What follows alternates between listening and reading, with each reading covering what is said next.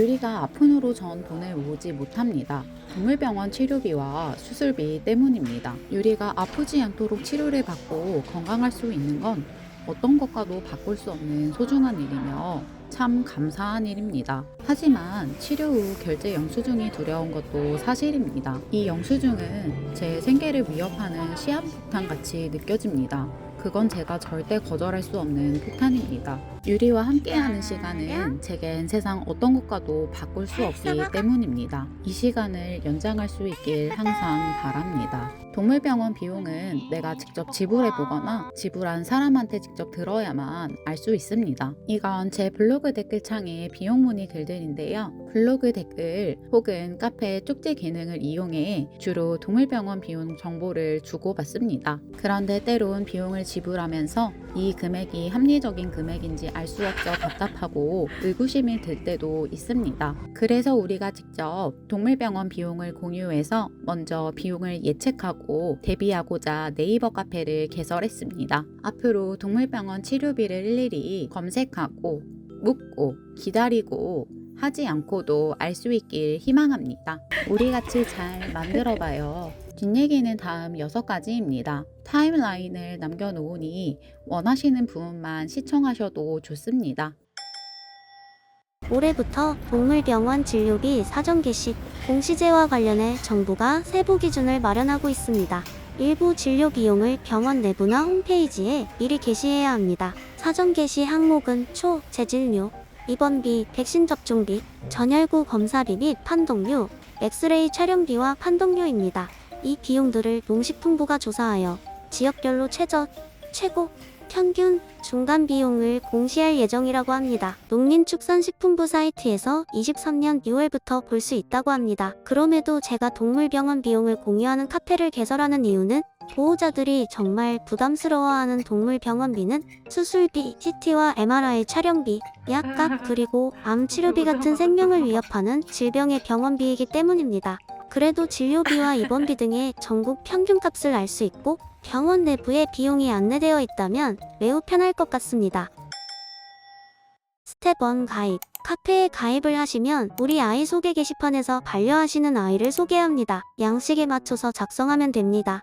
스텝 2 등업. 그 다음 등업 신청 게시판에서 등업을 신청합니다. 등업 완료까지 하루 정도 소요됩니다. 준 회원이 되시면 동물병원 비용을 공유할 수 있습니다. 역시 양식에 맞춰서 작성하면 됩니다. 사진 첨부로 동물병원 영수증을 공유하신 후 준회원에서 정회원으로 등업 신청을 하시면 동물병원 후기까지 공유할 수 있습니다.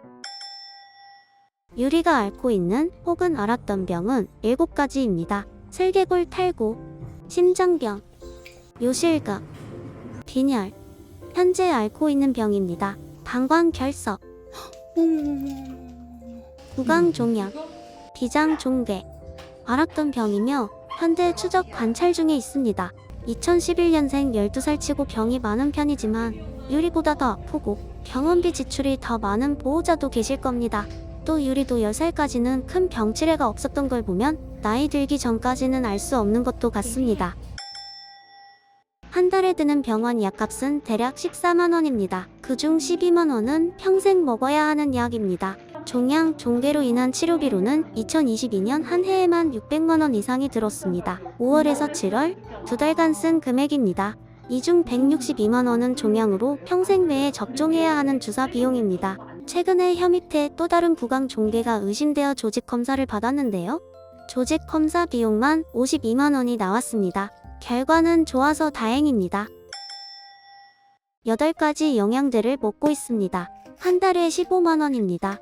매번 살 때마다 온라인에서 가장 저렴한 곳을 검색해서 구매합니다.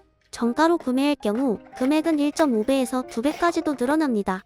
간 기능 보조제의 경우 실제로 건강검진 수치로 효과를 보고 있습니다. 유산균의 경우 노령견임에도 피부가 좋아지고 편해질이 좋아집니다. 그 외에는 명확한 효과를 알 수 없는데 병의 재발이 없고 상태가 유지되니 계속 먹이고 있습니다. 건강검진은 크게 2가지를 받고 있습니다. 1년에 2회 전체 건강검진과 1년에 1회 안과 검진입니다.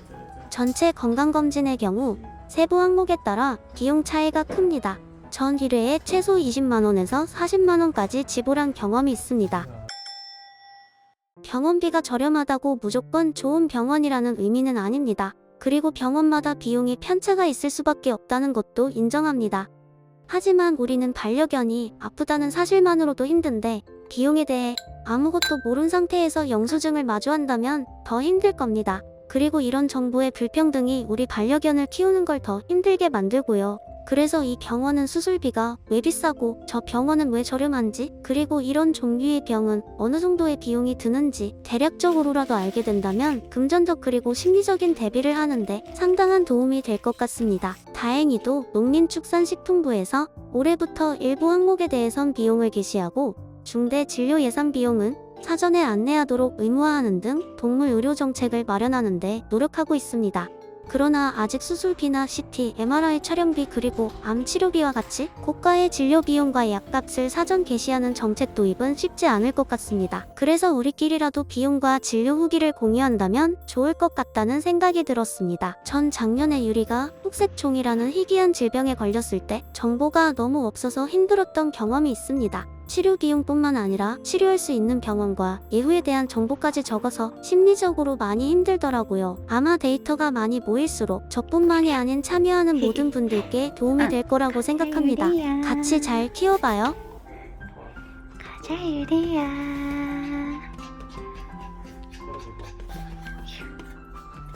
알겠어. 귀여워.